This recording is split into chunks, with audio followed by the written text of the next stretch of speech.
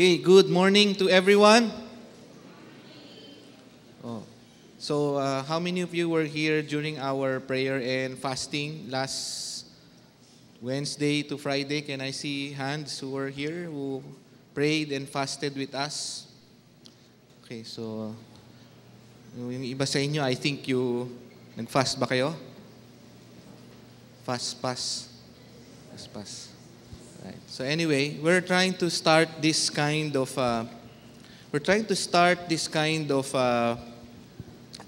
habit in our church to fast at the start of the year so that we know God's direction para alam natin saan tayo pupunta for the year.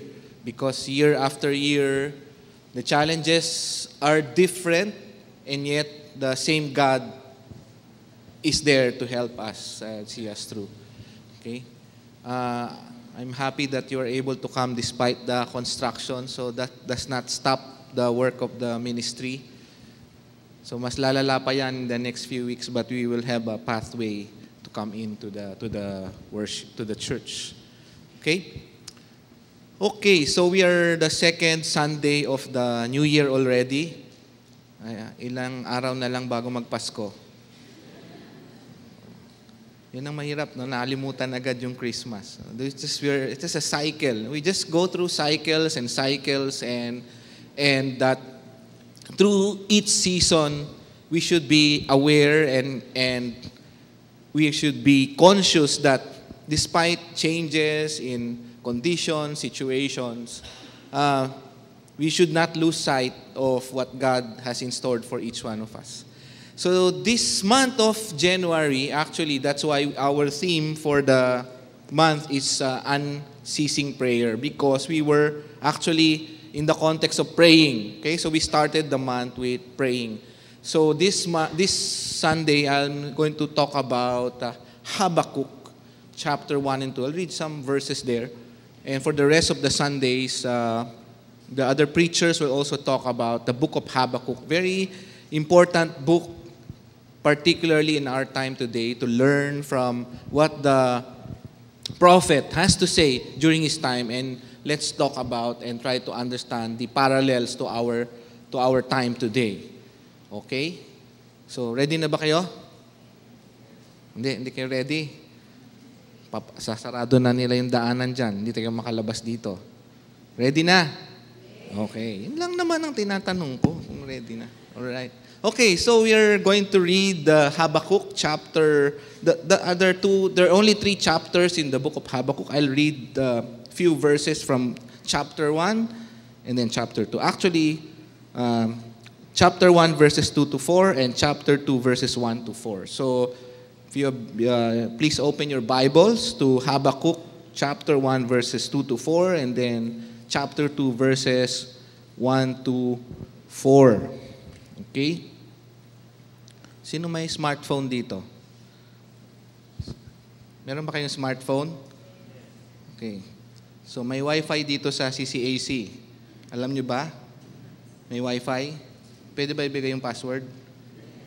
Hindi daw. Hindi, pwede, of course. Why not? If you bring your smartphone next Sunday, we will bring you to the link of YouVersion. So we'll all download a Bible. Okay? So every Sunday, we have a Bible, electronically, kung wala kayong printed Bible. Okay? I want us to read the Word. Okay? It will not be flashed on the screen, so we have all together read it. Okay? So if you have it with you, may I ask you to stand up now and we read Habakkuk, chapter 1, verses 2 to 4, and chapter 2, verses 1 to 4. Okay. Verse 2, How long, O Lord, must I call for help, but you do not listen? Or cry out to you violence, but you do not save? Why do you make me look at injustice? Why do you tolerate wrong? Destruction and violence are before me. There is strife and conflict abounds. Therefore the law is paralyzed, and justice never prevails. The wicked hem in the righteous, so that justice is perverted. Chapter 2, verse 1. I will stand at my watch and station myself on the ramparts. I will look to see what he will say to me and what answer I am to give to this complaint. Verse 2, Then the Lord replied, Write down the revelation and make it plain on tablets, so that a herald may run with it. For the revelation awaits an appointed time. It speaks of the end and will not prove false. Though it linger, wait for it. It will certainly come and will not delay. See, he is puffed up. His desires are not upright. But the righteous will live by his faith. Father, bless the word that you have given us. Speak to us. Direct us this morning in Jesus' name. Amen. Okay, may be seated. Okay, so we have read just a portion of the 2 chapters of Habakkuk. Very important preacher and prophet during this time. Now, I want you to understand the context and the background of Habakkuk. Okay, it's a condition. This person was a leader of the church in the time before Jerusalem fell to the Babylonians. Now, if you know history, okay, not even biblical history, just world history, you will see that marami po naging mga conquerors during the pre-Jesus time. Okay, during the Old Testament period, there are parallels in history. You can see that before the Romans, there were the Assyrians and then the Babylonians. Okay, so the Babylonians came to the time like this. Okay, so parallel to the Babylonian from the broader perspective, Israel was divided into 2 nations. Okay, if you remember that. Originally, isang nation lang sila under David and Solomon, and after that, it began to split into 2. Okay, the northern country became Israel, southern part became Judah. And Judah is where Jerusalem is, the center of worship, Jerusalem. All right? So when this time happened, a bad king was in Judah. He was the king of Judah. Okay, and his name is Jehoiakim. Hirap basahin, no? Jehoiakim. He was the king of Judah at this time. So if you read the 2 Kings and 2 Chronicles, you will find this person. So he was the second to the last king before Jerusalem was taken over by the Babylonians. Bago po sila na overtaken. And when he was king, his lolo was Josiah. He was the last king who was committed to the Lord. During the time of Josiah, the book of the law was found. But after him, yung mga next king, mga bad kings, okay, they did evil in the eyes of the Lord. They brought Israel and Judah to moral decay. Napakasama po nilang mga leaders. Okay? So there was decay, violence, greed, fighting, and perverted justice. Just like the cry of Habakkuk, sabi niya doon, di ba? Why do you make me look at injustice? Why do you tolerate wrong? Now, for a prophet to say that, napakasama na po nung environment of worship, of living. Society was in a decay. Right? And Babylon, at that time, was rising as a new power. Okay, kasi natalo nila yung mga Assyrians. And so, the time of Habakkuk writing this was a time of very bad history. Okay, pangit yung condition po ng kanilang lugar, ng kanilang bayan, at nung world where they are moving in. So, it was a bad time for Israel. Okay, because external, internal, may problema po sila. So, the context is not much different today. Okay? Judah is faced with an international crisis. Meron pong international crisis. Some big power is trying to come and take over them. A big country is trying to overtake them. Okay? So if we context that today, kung nasaan tayo sa Pilipinas, okay, a new power is rising, right? China is rising, it's becoming very strong. So if you think about it, meron din po tayong ganyang challenge. Of course, hindi naman tayo gegerahin ng China, but if we have that problem at the Spratlys, it's something like that. There's an international crisis that is happening. And the thing is, the Babylonians are too strong that they can take on any country. And I'll explain later why is that. And then second, Judah, as I said, sabi ni Habakkuk, they are in a decay. They're in a rut. They are faced with a national crisis themselves. There is corruption, perverted justice, there is poverty. Then the king is not doing anything about it. Parang napabayaan yung kanilang bayan. And naturally, if the people cannot see from society positive things, the outcome is that people themselves will not have nice things about themselves. Okay? Nagkaroon sila ng mga personal crisis. Wala nang morality. Morality had gone so low. And so, the conclusion of Habakkuk was God was not present. And that's why the first verse that we read, sabi ni Habakkuk, how long, O Lord, must I call for help? How long must I call for help? He was asking God, God, ano nangyayari? Bakit pinabayaan mo to? No, Habakkuk knew that the Jews, they were the chosen people. They were the apple of the eye of God. And they knew that whatever happens, God will protect them. That God will not allow bad things to happen to them. Okay? Ang alam niya, sa pagkakaintindi ng mga nagmamahal sa Panginoon, kahit anong mangyari, God will protect them. But at this point, God seemed to be absent. Wala po siya doon sa equation. And they were crying out. Habakkuk was crying out to God, why do you allow injustice to happen? Why are you not doing anything? I think many of us at some point have prayed something like that. No? Bakit walang nangyayari, Lord? It seems na kung sino pa yung masasama, sila pa yung nagpa-prosper. Kung sino pa yung masasama, sila pa yung magandang buhay. Na-notice nyo ba yon? Parang ano pa yung mga pangit, yun pa ang mga nagwawagi. So that was the point of Habakkuk's complaint. And I think it's very relevant for us today. Wala pong pagkakaiba sa ating panahon. We complain about injustices. Hindi naman kailangan tayong naapektuhan, but the context where we are moving, there is so much challenges that we are facing. So from an international and national and personal perspective, the time of Habakkuk is not much different from our time today. We are faced with similar challenges. And many of us may have asked the same questions. Why or how long will you answer? Why you do not listen? Why you do not listen? Bakit di ka sumasagot? Right? Ang sabi, do you know what the answer of God is?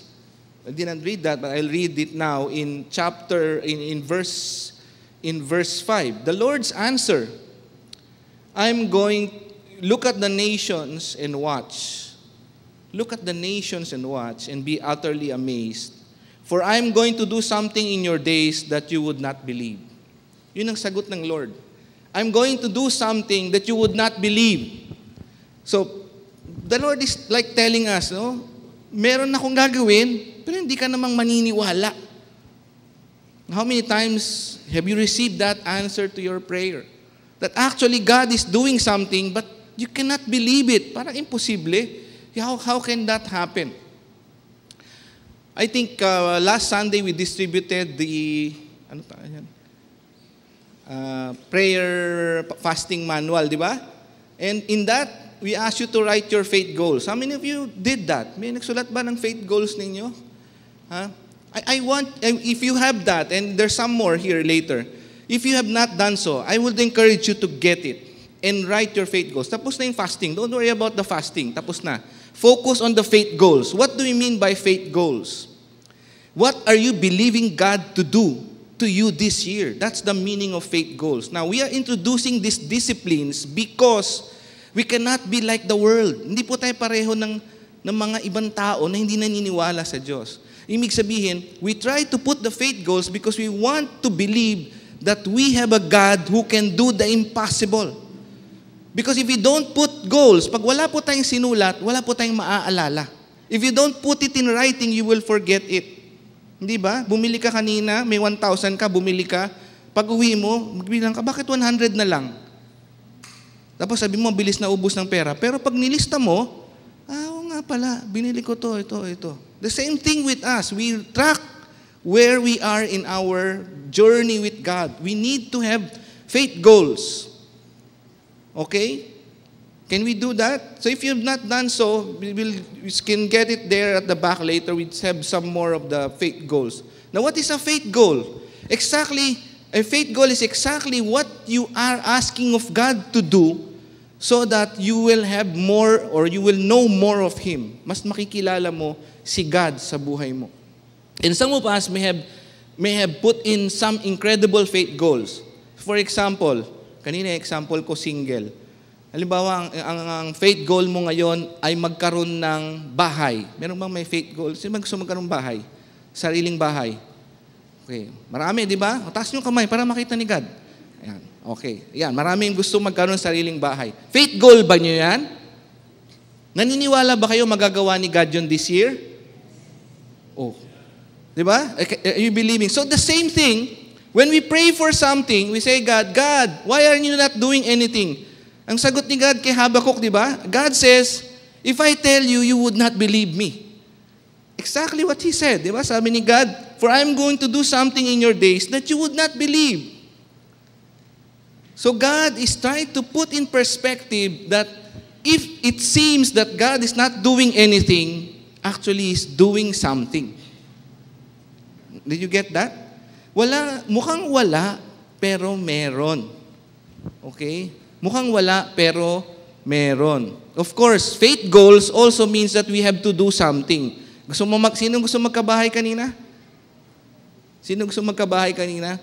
Okay, so gusto magkabahay. Ano naman ang ginawa mo? Baka nag-pray ka lang, Lord, gusto kong magkabahay. Meron din tayong gagawin, di ba? So hindi naman ibig sabihin nag-pray lang. But we believe that when we start to do things, that God will start to do His part. So that God says you would not believe. So the challenge of Christianity in the 21st century is that gusto natin instant. No, gusto mabibilis. Mabilisan lahat eh. Right? So we do not want to wait, 'di ba? Sino gusto mag-antay? Lahat na lang nag-aantay. Traffic, mag-aantay. Grocery, mag-aantay. Diba? Paano kayo pumila sa grocery? Sa supermarket? Diba maraming counter? Saan pumipila yung mga tao? Diba dun sa konti? Huwag kayo pumila sa konti. Antayin nyo muna pumila lahat. Tsaka kayo pumila. Kasi kung saan konti, dalong madami, diba? Everybody would think the same way. Don't want to wait, you have to strategize. You have to wait in the movie lines. You have to wait at the clinic. You have to wait at the bank. You have to wait, kakain ka na lang sa restaurant, pipila ka pa. Diba? Lalo na pag buffet. Pila pa. May reservation pa minsan. You have to wait at the airport. It seemed that because there are many things we have to put or go in line at, we don't want to wait anymore. Ayaw na nating mag-antay. Okay? Sinong single dito? Single. Gusto mang mag-asawa? Wala? Okay. Wala. Okay. Anong problema? Ayaw nyo magtaas eh. Kung ayaw nyo magantay, di okay lang. Wala naman yata kayong antay. No? But the point is, waiting is a big challenge for many of us. I think, with the survey that we did the last time, I think more than 40% of this church now are millennials, no? Yung mga below 20. So the generation who are in this church are those people na hindi naka-experience ng nabuhay sila, may microwave na. Nung nabuhay sila, may instant noodles na, may instant lahat. No? Hindi nila inabot, Jeff, yung magluluto tayo ng bulalo matagal. 'Di ba? Ngayon, bulalo sa Lucky Me, sandali lang, di ba? 2 minutes, gawa na. So, this generation is a generation who are millennials who want things immediately. And that is why, even in prayer, gusto mabilis. Di ba? Gusto mabilis ang sagot ni God. But God has not changed. The God of Habakkuk is the same God today. He's not affected by technology. He's the same, He operates in the same way. Kaya natin kailangan matuto ng spiritual disciplines because the same God requires the same discipline of us. Kaya kailangan natin mag-faith goal, kailangan natin mag-antay, kailangan natin maintindihan the process of how God does things, which is so different from how we do things. Right? Kaya pag meron tayong pinananalangin, we're believing God for something, usually, we already know the answer. Usually, we already know the answer. We feel the answer, but sometimes, ang ayaw natin yung mag-antay. Ayaw natin mag-antay. Matagal masyado minsan eh. Kaya gusto natin agad-agad. Right? Sino dito ang ayaw mag-antay? Lahat? Lahat? Okay lang mag-antay ha? Sige ha? Sige ha? Hanggang alang oras pa lang, 11:45. Abaan natin yung sermon. May pelikula ako dito. Panood tayo. Right? It is difficult to wait. Bakit mahirap mag-wait? Most of the time, the reason why it's difficult to wait is because we have not put the waiting in perspective. Wala tayong plano sa pag-aantay.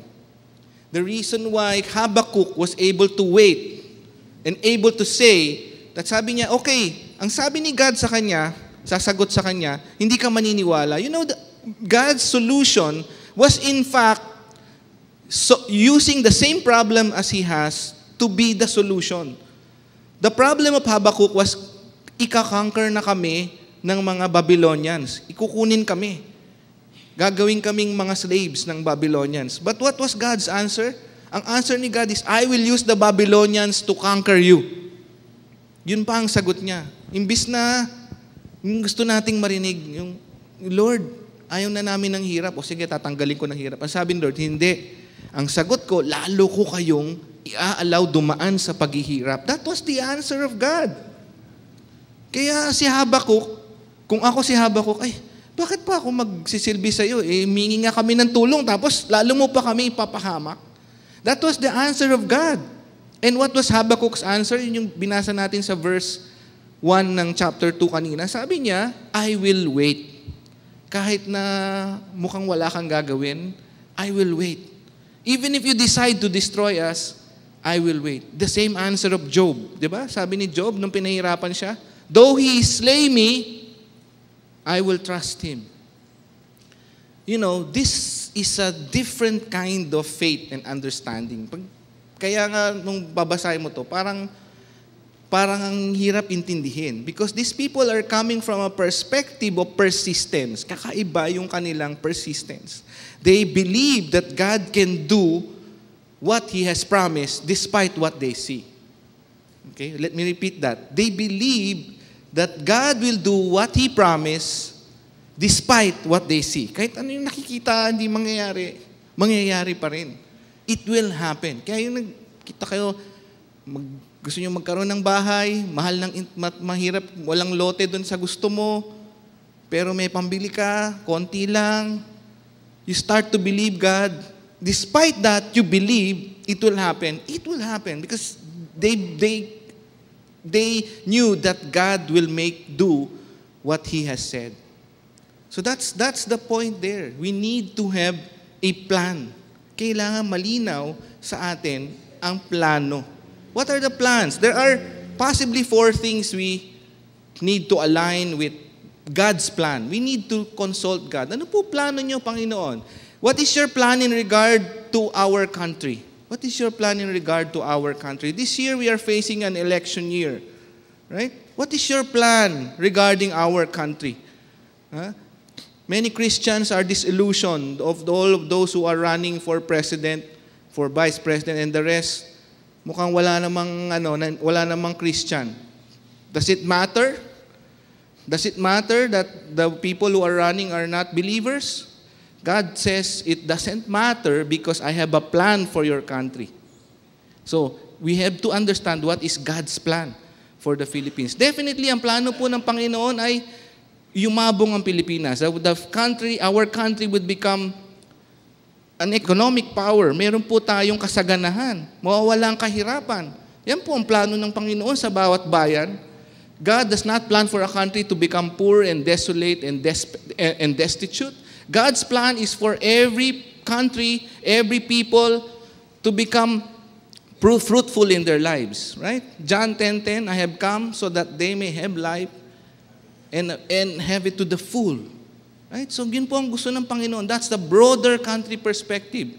Now what about God's plan for our church? What's God's plan for our church? Right? Have you prayed about it? Have you think about it? Have you thought about it? Ano kaya ang plano ng Panginoon sa church na ito? This church established 50 plus years ago. What was the reason why He established a church here in Quezon Avenue? When they started to build this church, there was just grass all around here. Now, 50 plus years later, we have construction of a major road in front of us. In another 2 years, the MRT will be built in the middle of this. Probably a station in Delta or Scout Borromeo. What does that mean? That means that God has a plan for this church. And God's plan for this church is overwhelming. Sabi niya, if I tell you, you would not believe me. If I tell you, you would not believe me. And I'd like to see that. I imagine, siguro ang plano ni Lord dito, 10,000 seating capacity church. So, nakita niyo ba yon? 10,000 seating capacity church. Anong oras ng service? Yung kanabi ko nga kanina, may tumawag. What time is your service at CCAC? May 9 o'clock kami, may 11. But gate closes at 30 minutes before the service. Gate close? Ano ba ito? Sinihan? Bakit kailangan mag-close na before the 30 minutes? Because there is not enough seat for everyone. You know, that's something.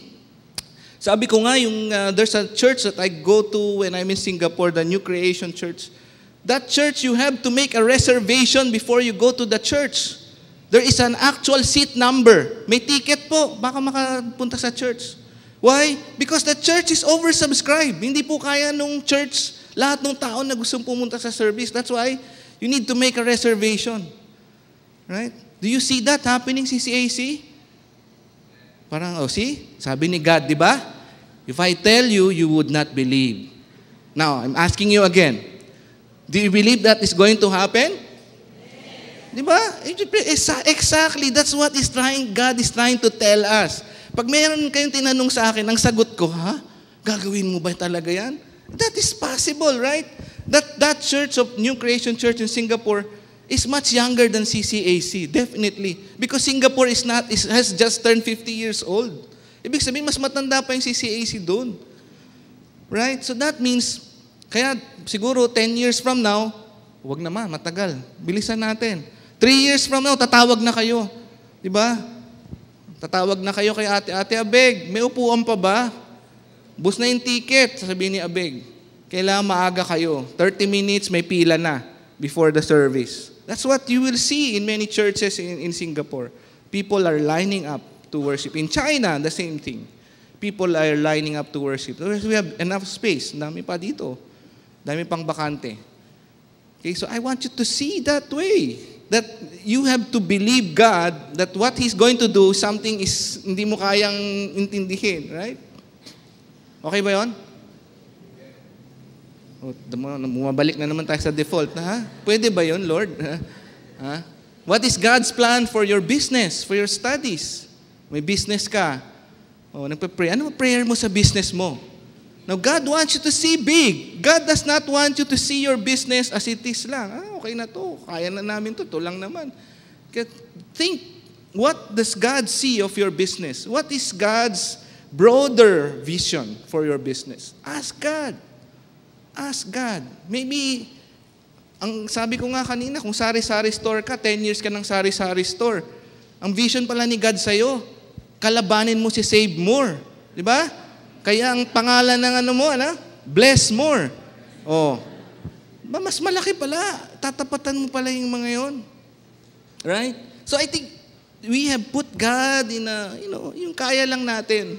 God is so big that somehow medyo mahirap pong humawak sa Kanya pag big things na. Pag small things, kaya natin siyang paniwalaan. Yung madali nating maisip. Right? So start believing God for big things. Right? If you have a plan, you will be able to wait. Sabihin mo sa katabi mo, makakapag-antay ka. Kung may plano ka. Kasi if you don't have a plan, you cannot wait. What are you going to wait for? Right? You need to have a plan so you can wait on God. Right? And exactly, for our individual families, individual family life, ganun din po. You have to wait and have a plan. At habang may plano tayo, then God will work with us to make sure that those plans that we have for our country, for our church, for our studies and business will happen. Okay, will happen. Incidentally, Ding 21, Thursday 21. Incidentally, January 21, 2 weeks from now, we are going to start a CCAC satellite church in Moraita. Bakit tayo magsara ng satellite church doon? Kasi we have seen the vision that we can expand beyond this place. So the students don't want to come here, we will go there. So si Kuya Ding po ang ating campus missionary, siya po ang in charge doon. They will start a service every Thursday. Doon po sa Moraita. Parang wala namang pumalakpak. Kawawa naman si Kuya Ding. Hindi po ba? Kami come to think about it. Come to think about it. That these things is able to happen. Not because of us. It's because we start to believe. And it starts to come. It starts to come. Right? Sino po sa inyo nagga-garden o nagtatanim? Hindi po ba? Di ba hindi ka naman pag naglagay mo, tumubo ka agad? No? That's why in the whole Bible, the analogy of faith has always been with the farmer. So, I encourage you to understand the Bible well. You start to plant. Bumili po kayo ng mga buto-buto na maliliit dyan. Kamatis. Subukan nyo. Para maintindihan po natin what does it mean to wait on the Lord. It takes time, pero kailangan may plano. May plano ka na magkaroon ka ng bunga. Kung wala kang itatanim, walang aanihin. So you have to start to believe that. And you know, sometimes hindi maganda ang resulta, sometimes maganda. So we have to discern also the good soil. Right? So just have a plan. Have a plan. So what can we do? What can we do to make things happen? Ang kailangan lang natin gawin ay malaman ano ang ginagawin natin habang nag-aantay. What are we going to do while waiting? Ayaw natin mag-antay, di ba? Pero kailangan natin mag-antay. So what are we going to do while waiting? Okay? How long will you wait? Matagal minsan. So how do we do or how do we wait? Meron akong, pwede natin pakita yung video. May pakitang video bago ko i-discuss.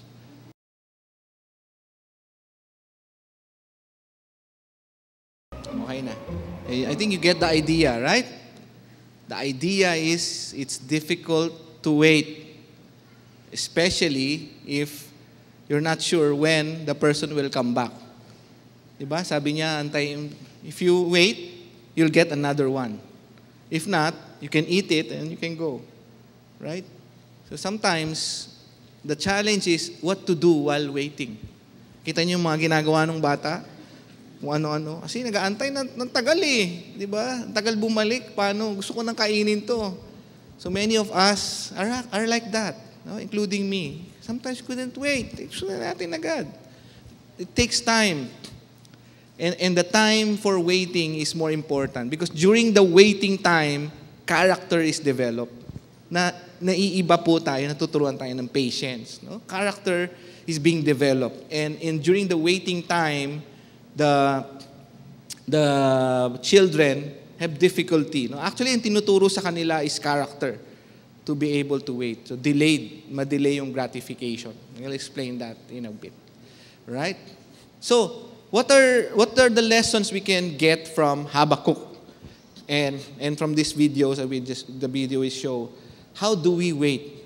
How do we wait? The first thing we do to wait is know what God is saying. The first thing we do to wait is know what God is saying. In verse 2, In verse 2, it says there, of chapter 2, write down the revelation and make it plain on tablets so that a herald may run with it. So what the Lord is trying to tell us is that we need to know exactly what He is saying in our lives. Ano ba yung sinasabi ng Panginoon sa atin? What is the message of God to us? We can wait if we know what He is telling us to do. Right? So sabi doon, write down. So write down. Isulat mo daw yung narinig mo sa Kanya. Write down. That's why that's the point of the faith goal. You write down what God has told you or what God has spoken to you. So kailangan po natin na mag-meditate on the Word. We have to have devotion and prayer so that we can listen. Hindi po tayo makakarinig kay God if we don't stop and listen. Kailangan po natin to sit down, stop, devote ourselves to the reading of the Word, and meditate. Then we will know what God is saying. And then write it down. Write it down. Ano ba yung sinabi ni God tungkol dito? So God clearly has a word for many of us. You just have to listen. Kailangan pong makinig. And that means we have to have special time allotted with God. Hindi po pwedeng madalian. Okay? Alam ko po yung challenge natin every day. Marami po tayong ginagawa. But really, we have to spend time with God. Now that the traffic is very bad, I encourage you to download the MP3s of preaching, of teaching. Marami po. You can download. Our preaching are uploaded in YouTube. You can download. Huwag niyong panoorin habang nagdadrive ba? Ipakinggan yung mga You can download the audio and listen and learn at the same time and do that as a meditation. There's so many things you can do. You need to listen. Okay? These times, we can turn it around for good instead of complaining and feeling bad about situation. You to know and listen to God. You know, sometimes we will know if we are already out of sync with God, kaya hindi tayo makarinig kay God. Sometimes, Lord, kahit anong gawin kong prayer, parang wala naman akong marinig sa inyo. Sometimes it's because of the relationships that we have with our loved ones, with our relatives, friends. Sometimes it has to do with our purpose. What is the purpose? Sometimes alam na natin na hindi pwede, pinipilit natin.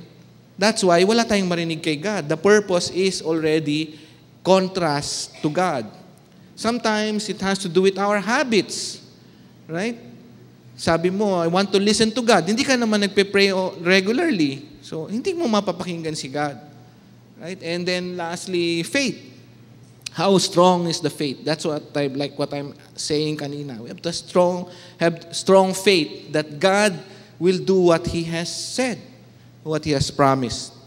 So first, like Habakkuk said, what the Lord said to Habakkuk, write down the revelation. So if you know what God is saying, write it down. Write it down and keep it. Write it down and keep it. I don't have it in this new wallet. My old wallet, I wrote down 10 years ago my faith goals for the next 10 years. 10 years. Faith goals ko for the next year. And it was a result of fasting. It was a result of seeking the Lord. And my wife and my family, we all have different faith goals. We wrote it down separately, and we come together, nag-compare notes kami, pare-pareho. Bakit pare-pareho? Because accurately, we waited on God. What is it that you want us to accomplish? So the faith goals. Okay? Magugulat po kayo. Maganda po may faith goals. Magugulat kayo pag na-accomplish. Nangyari na pala to. Nangyari pala to. Minsan, hindi pa end of the year, nangyayari na.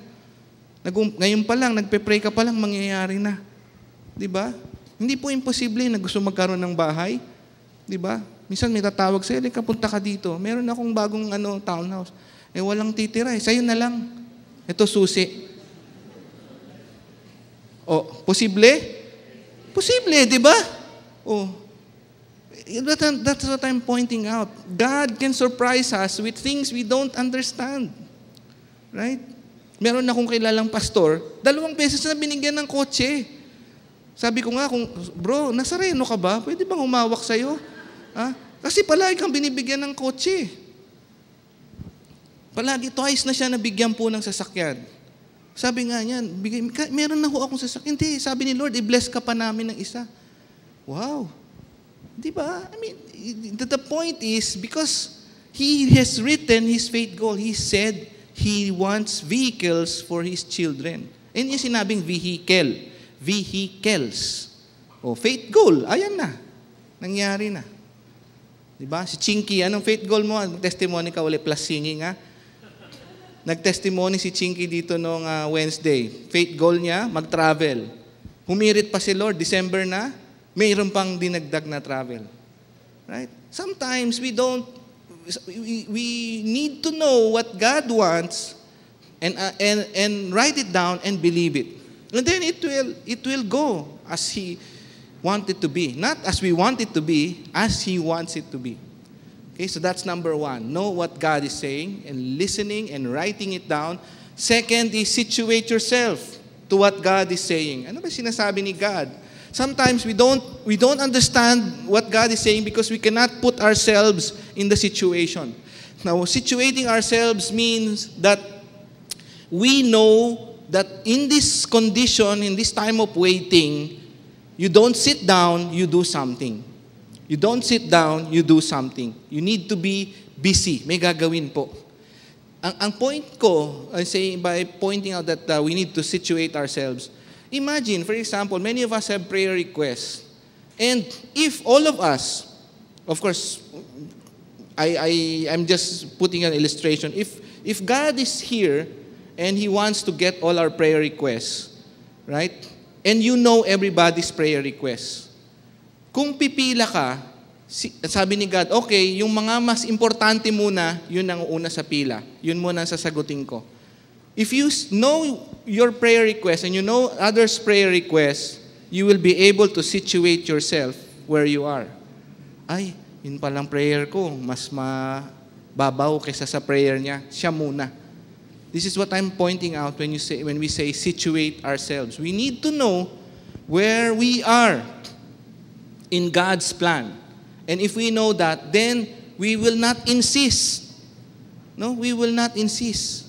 But of course, God does not put lines. So wala po tayong pila pagpunta kay God. But what I'm just trying to say is that understand that when we put ourselves in that perspective, we can pray for another. No? So get busy. Disciple someone. Marami po tayong materials dito na dinevelop. You don't have to pay for them. They are at the back. You can ask Mayet.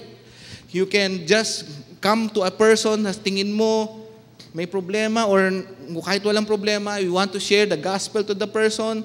Okay, share the gospel, disciple the person, then you will know the prayer request of a person. Then you will understand that this is the context of situating ourselves. Nasaan ba ako sa plano ng Panginoon? Okay, we have to situate ourselves. Next Sunday, meron po tayong tinatawag na I serve, no? Next Sunday, meaning it's the volunteer Sunday. Now, what is going to happen there? Ang gagawin po natin next Sunday is to invite you to participate in the ministries of the church. Marami po tayong ministries, hindi lang po ang kantahan, praise and worship. Meron po tayong ushering, okay? Somebody will help lead people, especially now we have this construction. We need more ushers to help people, point people where to go, where to sit. Okay? We need people to man the multimedia, okay, making the equipment, or we need volunteers to help Kuya Ding go to the campuses. If you're a student, you're already in the campus, it's very easy to help. Okay? Now, this is, while you wait for God, you can be busy. Okay? It's an opportunity to situate yourself. This is the meaning of that. Yun ang sabi ni God kay Habakkuk. Sabi niya, for the revelation awaits an appointed time. So habang hindi pa time, be busy. Do something. You cannot wait and sulk. Kailangan may gagawin. Right? Finally, sabi ng Lord sa Isaiah 40 verse 3, you will soar like eagles, no? Because you are sure and certain. God says in the end of verse 3, It speaks of the end, and it will not prove false. It will certainly come and will not delay. So if you know exactly of what God wants to do, it will come. It will happen. It will not delay. Certain. Certain siya. Even if it's slow, kahit mabagal, kahit mukhang walang nangyayari, it will happen. If you're sure and certain, it will happen. So that means, if you're sure and certain it will happen, while being busy, you live as if it already has happened. Huwag mong antayin, wala pa naman, tsaka na lang. Diba? You live already as if it has happened. As if it has happened. I'll explain this in a bit in the context of the heroes of faith. No? So kailangan po na isabuhay mo na. Huwag mo nang antayin na mangyari pa lang. Hindi pa nangyayari, ibuhay na. Okay? You should know the difference between God's job and our job. May gagawin si God, meron din po tayong papel. Right? So, the three action are actually interrelated, and they are based on knowing what God wants us to do, and writing it down, and clearly situating ourselves and living it. And if you do that, we can wait. Makakapag-antay po tayo kasi alam na po natin yung konteksto. I really want and like this statement from Excel. Sabi niya, waiting is the confident, disciplined, expectant, active, and sometimes painful clinging to God. Okay? The first word he uses is confident. Sure ka na mangyayari. Now, you can only be sure if you know God's plan. Okay? That's why, key po dito yung knowing what God wants to happen in you. Right? So, these are the heroes of faith in Hebrews 11. Noah. Si Noah pinagawaan ng boat sa mountain, wala namang dagat. Okay? Pinag-antay, 150 years bago nagkaroon ng diba? Pinagtawanan, minak ng mga tao. And yet, anong ginawa ni Noah? Bumaba ba siya? Sabi niya, kalokohan, di naman umuulan. He waited. Because he is confident, he is disciplined, he is expectant, active, even if there's pain. Kahit na siya ay i-ridicule ng mga tao, he waited. Okay? The same thing with Abraham. Abraham, 90 plus years old, nagkaanak pa yung kanyang asawa. Right? Ngayon, bata, manganganak, pero 45, hindi na pwede, hindi ba? Mahirap na, dangerous na. And yet, this is double that bearing age. Nangyari pa. They can wait. Right? Moses, he has to wait 40 years before he can be used for ministry. Tininayos muna yung karakter niya. Mainitin ang ulo niya . So he has to be changed first. 40 years. Okay? And then, Joseph was jailed many times. Yung huling jailing sa kanya, nakalimutan pa siya nung tinulungan niya. Right? He was forgotten. He was put to jail. And only after how many years, he was remembered and became Prime Minister of Egypt. Right? And David, he was already anointed as king but could not become king because buhay pa yung king. Saul was still alive and he's trying to kill him. So he has to wait until Saul was dead. Right? Now, what is interesting among these people is that they were able to wait. Hindi po sila nag-antay ng 1 oras, ng 2 oras. They waited hundreds of years, some of them, or at least 1 generation before it happened. Okay? They waited. And they waited as if God was already there. They were actually waiting for Jesus Christ. They did not see Jesus, but they waited anyway, as if God is already there. And that is also what I'm trying to say to you, brothers and sisters. For today, if you're waiting, you have to wait as if it's already there.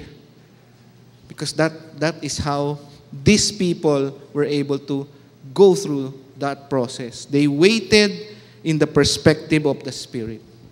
Okay? As I end, I want to show you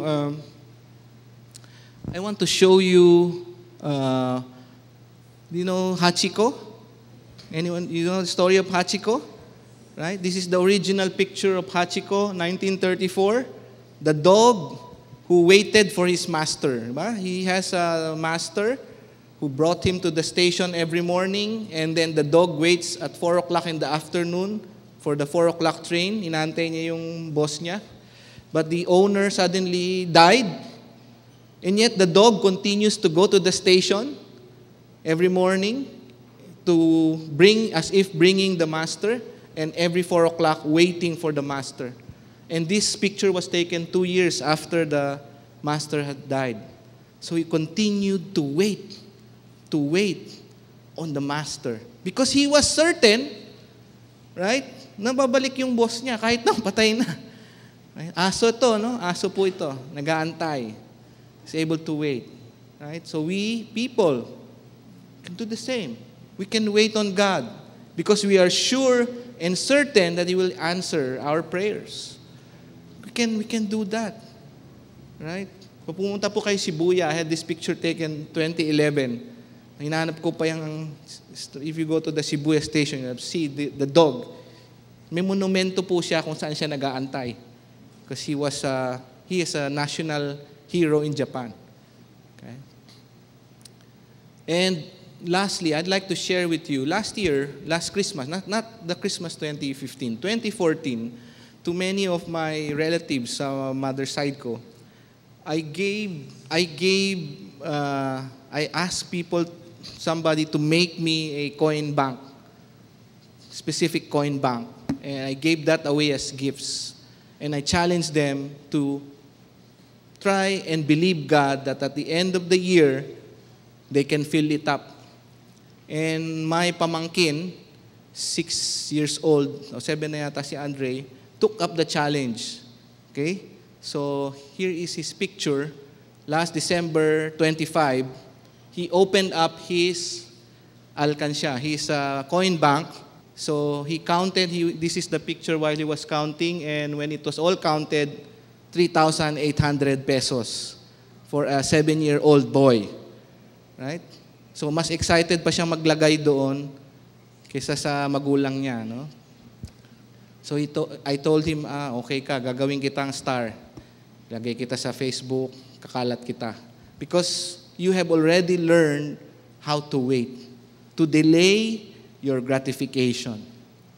No, I don't know what did he buy with that money. 3,800, maybe peanuts to some of us, but for a boy who probably allowance is only 20 pesos, 10 pesos per day, that's a large amount. Okay? So we can wait. We can wait. We can start to put in a little, sabi ng Bible, little bit. Sometimes, waiting requires that we have to go beyond what we can, okay, and see from God's perspective. As I end, I'd like to challenge us and put this year. I know many of us are waiting for something, or waiting for someone, or waiting for that thing to happen in our life. And God is just so willing to meet up with us and respond to that wait. But we will honor our waiting by honoring Him first. Let's honor Him first so we can wait. Let me close in prayer. Like ask everyone to close their eyes, and maybe this is a good time. I know that many of us have come and we have different challenges, different things that we want to ask of God. If you are waiting for God for something, for someone, this is a good time to raise your hand and tell God, God, I'm waiting, and I want to respond to your message this morning. If you want to tell God something, you can raise your hand. I'll pray with you. If you're waiting for something from God or waiting for someone, just raise your hand. Thank you. Many hands are raised. Thank you so much. You can put it down and up the balcony. If you're waiting for God, God wants to engage you this morning. Lord, thank you so much for the many hands that are raised. We know, Lord, that you are engaging each one of us. You are speaking to our hearts this morning. We know, Lord God, that that things are not always as we would like it to be. And situations are not always easy. And yet, Lord, you are God. And we give you back that privilege. And just like what you said, Lord God, many of us here this morning, maybe we are overwhelmed by what you can do. So Lord, this morning we ask for your forgiveness, that we are not able to believe you, that you will do what we are asking for, and that as we wait, you will do incredibly beyond our imagination. So Lord, right now, would like to ask my brothers and sisters who raise their hands right now as you close your eyes. I want you to see in your spirit that what you are waiting for has been completed by God. I want you to see in your spirit that what you have asked for and you are waiting for has already been answered by God. So that's to encourage us that God can do beyond what our eyes can see. Let's see in the Spirit. Lord, thank you so much for what you can do and is already doing. Thank you so much for the healing. Thank you so much, Lord God, for the provision. Thank you so much for the restored relationship, Lord. Thank you so much for the strength. Most of all, Lord, thank you so much because you said so in your word that the righteous shall live by faith, and our faith is in you alone, Lord. Bless your name, God. In Jesus' name, amen.